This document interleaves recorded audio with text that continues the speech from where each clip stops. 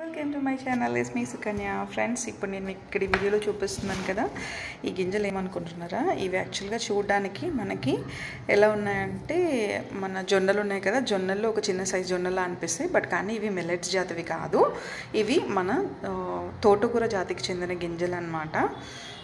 So దీని cost కూడా కొంచెం ఎక్కువే ఉంటుంది. ఇది ఎలాంటి వాళ్ళు యూస్ చేయొచ్చు అంటే షుగర్ పేషెంట్స్ అయినా, వెయిట్ లాస్ అవ్వాలనుకుంటున్న వాళ్ళైనా హ్యాపీగా యూస్ చేయొచ్చు అనమాట. దీనిలో కాల్షియం అనేది ఎక్కువ కంటెంట్లో ఉంటుంది, బట్ కాస్ట్ మాత్రం చాలా ఎక్కువ ఉంటుంది ఫ్రెండ్స్.